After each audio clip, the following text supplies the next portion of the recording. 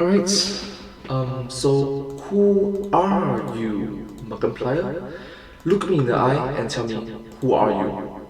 Seriously, who are you?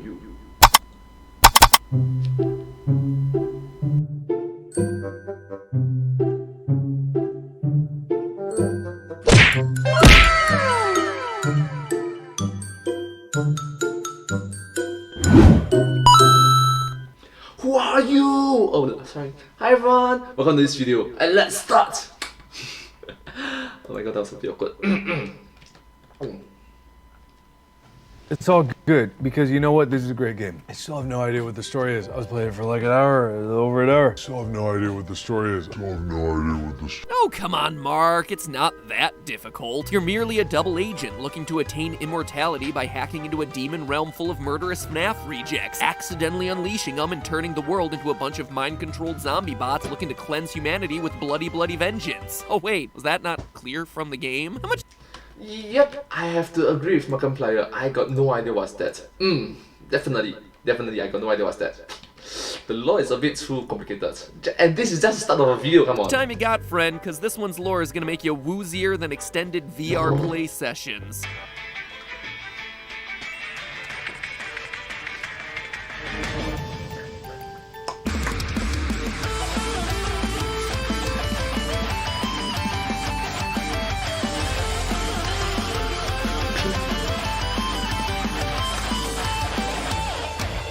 Hello, Internet! Welcome to Game Theory! Hello! Hello everyone!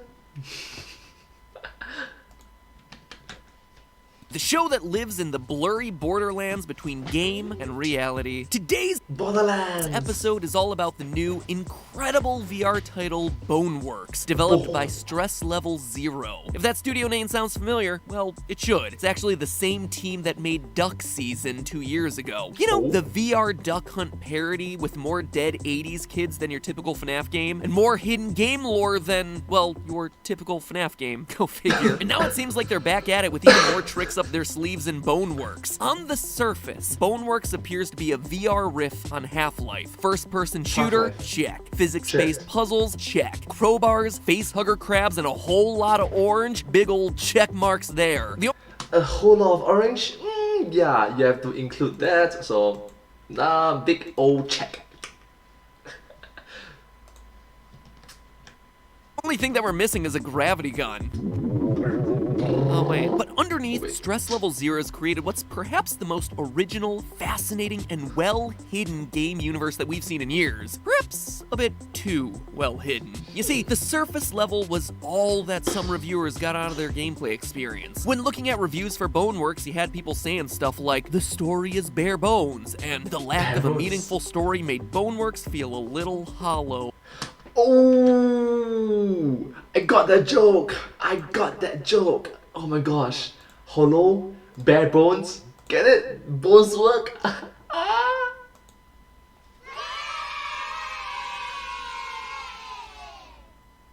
Yeah, that's a bit cheesy. I'm sorry. That's a bit cheesy. I'm so sorry. Definitely missed the opportunity for some calcium memes there, IGN. Boneworks is hollow, needs calcium, suck. Dead memes aside, though, Boneworks is anything but hollow. In addition to being just Hollow Knights. Yeah, true, Hollow Knights.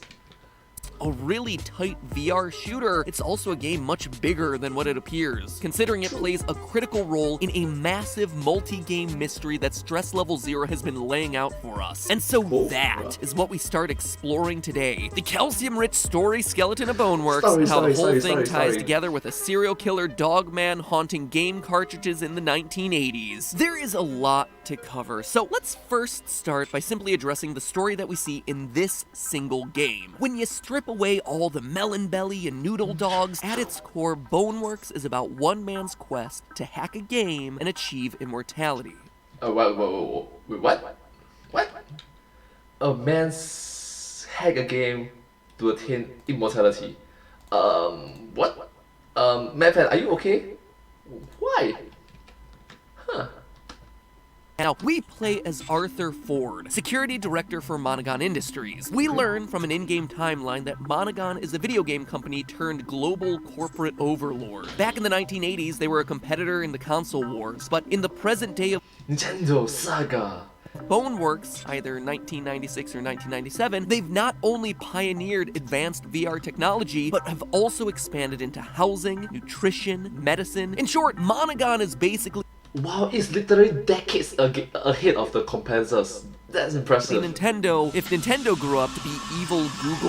When the game begins, we see a cutscene of Arthur logging into Monogon's new virtual system, MythOS City, a virtual metropolis built by Monogon to serve as a functional Second Life, or Sims, where users can hop in and lead an entirely separate life, or heck, multiple separate lives. The city, we're told, is set to open to the world soon. We are working around the clock for MythOS City opening day. But it's not long before our peaceful stroll through the VR city gets interrupted by a transmission coming in from the outside world, the real world. M. Hayes, security engineer for the Boneworks project, Security director, security engineer.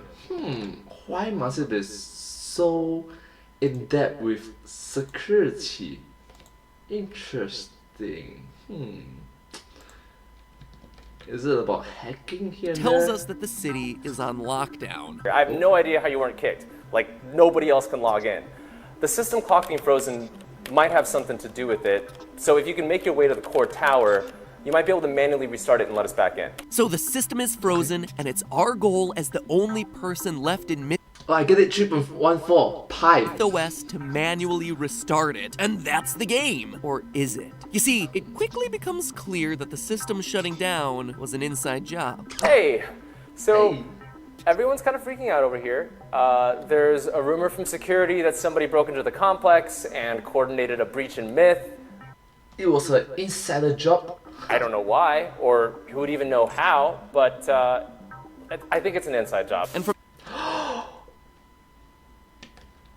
I was correct. Oh my god. My god. It was an inside job. I got it correct. Wow.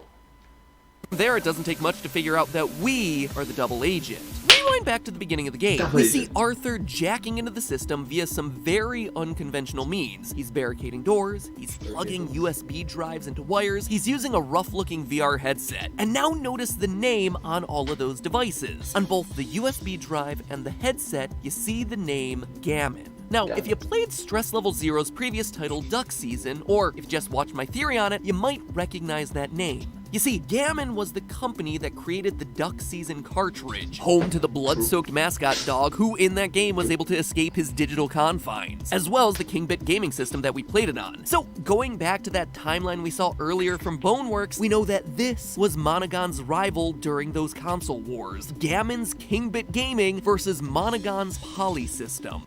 It's something like Nintendo versus Saga. Classic Genesis versus Super Nintendo rivalry. See? Kingbit does what Polysys don't, which is apparently summoning a killer dog to kidnap children and slaughter parents. Slap that one onto the promotional material.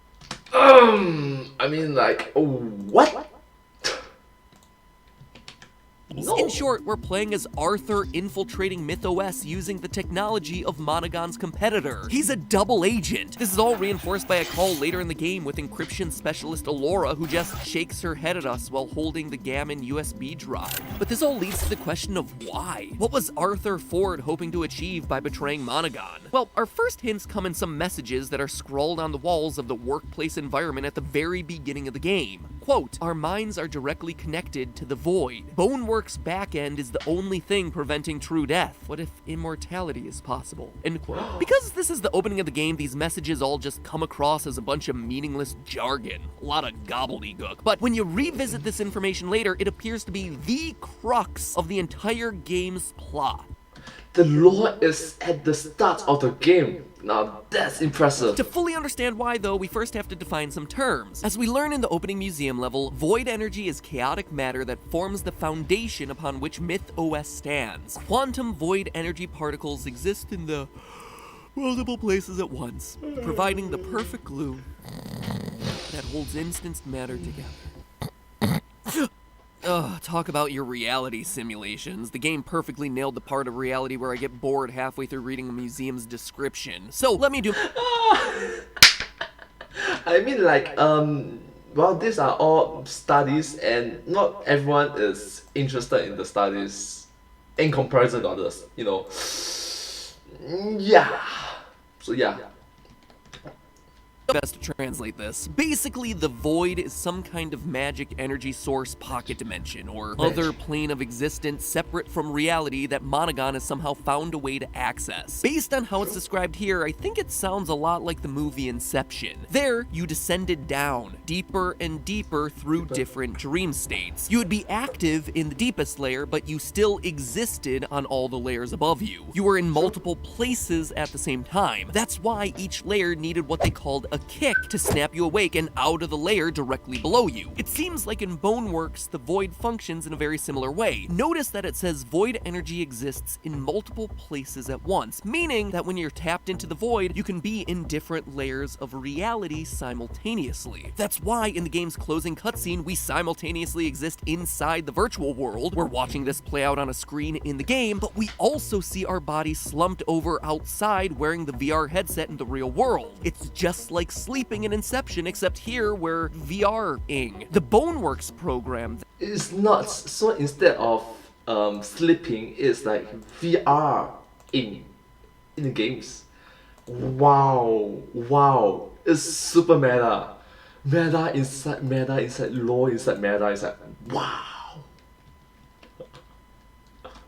Then, not the game, but the actual in-game Boneworks project that Arthur Ford and his co-workers have built, is the layer between the Void and the MythOS city. It's kind of like a protective barrier, so that if you die in the game, you don't die in real life. You just resurrect in the system. That's SEO! why we have the second line of those quotes I mentioned earlier. Boneworks' backend is the only thing preventing true death. It's an infrastructure protecting its users. But what if your consciousness were able Online. to bypass the Boneworks and just exist here, down in the void? You see, the void is a very real resource in the game world. We see, thanks to that timeline I keep going back to, that Monogon discovered the void, which on the timeline was redacted for privacy concerns, and it's enabled them to build out their myth systems. As such, everything, both real and virtual in this game, touches the void in some way. Monogon just figured out a way to tap into it and send users into the myth system using it. So consider this. If your consciousness is somehow able to get past the Boneworks and down into the void, you can die over here in the VR world, or heck, you could even die over here in the real world, and it wouldn't matter. You're immortal. You are beyond the need for a body, free of physical limitations and constraints. You can suddenly access every tech product, or heck, every living creature that decides to tap into the void energy. And as we're told, MythOS is hooking everyone who's going to be joining this system into the void. So your consciousness could theoretically invade any real-world body that you wanted. You could glitch trap them all, and all... Oh my god! Using a FNAF reference. Oh, wow! Using the Final Fantasy reference. Glitch trap them. All of this is exactly Ford's plan. We see it in more wall writings in that opening section of the game. Quote again, theoretically, if we can somehow stop the system clock, we could disconnect the resurrection field outside MythOS chambers. We could resurrect in the void. The void way could allow for immortality. If the Monogon heads knew even remotely how valuable this is, even with Boneworks access, getting out of MythOS might be hard. Let's go find out. So that seems to be the plan that Arthur's following here. Insert the Gammon USB key to disconnect the servers, stop the system clock, and buy himself a couple of hours to get his way into the void and become immortal. I mean, if you're playing the game like a normal person. Our GT Live playthrough is like a full day's worth of video for like half the game. So, you know, maybe we should have been playing with a bit more urgency. I'm a hammer. Nook. Shadow puppets with a hammer. Let's just say our version of Arthur Ford not making it to the clock in time. Anyway, for as complex as it is, apparently Arthur wasn't the only one to figure it out either. According to his co-worker Alora, you're heading to the tower to reset. I've been obsessing over the possibility for weeks, and you acted on it first. I couldn't let you think you were the only one who saw it. Just leave a way for others to get in. Leave a way in. At the end of Arthur Ford's journey, which ends with a lot of ladder climbing, I mean a lot of ladder climbing, you're still in the We witness two important moments. The first happens after finally reaching the time tower and resetting it. Arthur is transported to a dingy hallway with a VR headset warning him to avoid the void. He doesn't listen and instead follows a glowing purple being through a door that says "Welcome Home." On the door is the Boneworks logo, as well as a doorknob made from a familiar-looking baseball. Oh my god, it's a familiar... It's the baseball doorknob. Huh, interesting. MacPad is gonna make a new video about this. Which is technically old video for me, but you know, new video for you. Yeah. Something like that.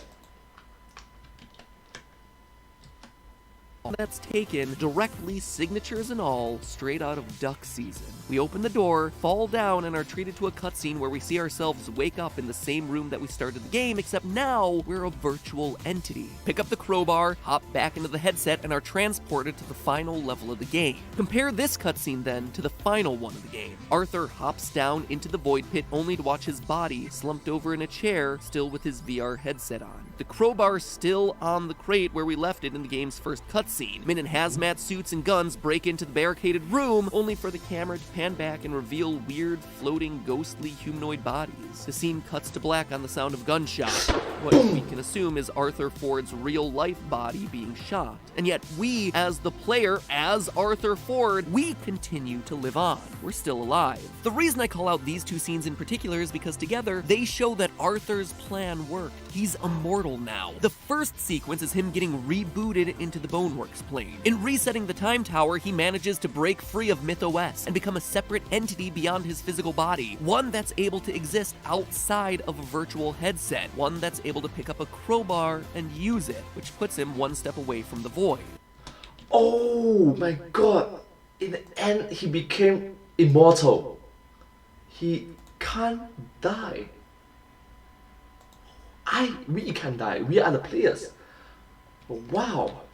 That's interesting. By diving once again deeper into the system, he's finally descending one more plane down. He's gone from MythOS down into the Boneworks, and now he's going from the Boneworks down into the void. Once there, his consciousness becomes immortal. He no longer needs his body in real life, nor his avatar in the game. He just exists as a consciousness. And as the floating bodies around him all throughout the ending show us, he's not alone. In fact, his meddling may have just unleashed the creatures that'll inevitably cause humanity's downfall, which honestly serves as a good segue to the next episode, where we learn more about the murderous cryptids in Stress Level Zero's next game. Remember, at the top of the episode I said that this game was all about a double agent looking to attain immortality by hacking into a demon realm full of mysterious FNAF rejects, accidentally unleashing them and turning the world into a bunch of mind-controlled zombie bots seeking to cleanse humanity with bloody vengeance?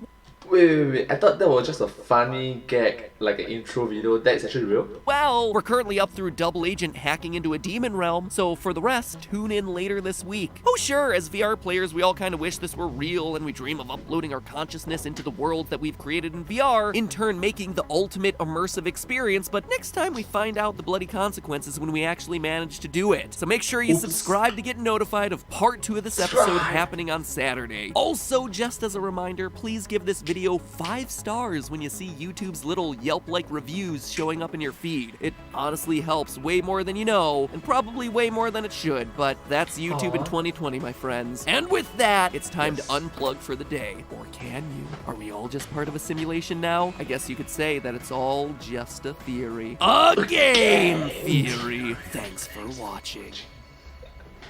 Oh my gosh, I really like it.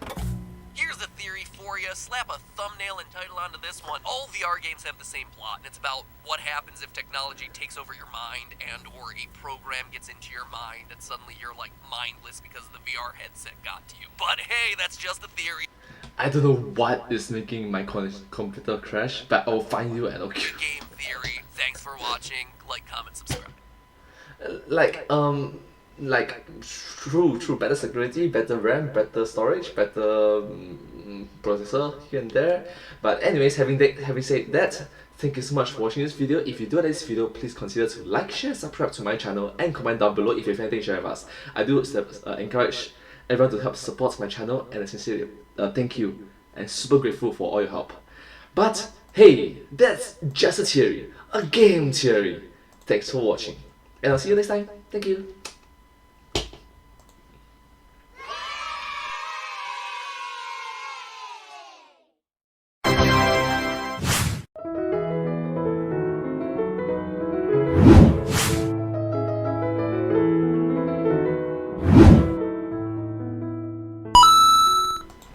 Thank you so much for watching this video. This video came out from the YouTube channel The Game Theorists back in the year 2020, which is last year. I sincerely appreciate all of you to watch more of their videos from the YouTube channel The Game Theorists, for I am a small fan. Yeah, tiny little huge fan. But still, thank you so much. Hope to see you next time. Bye bye.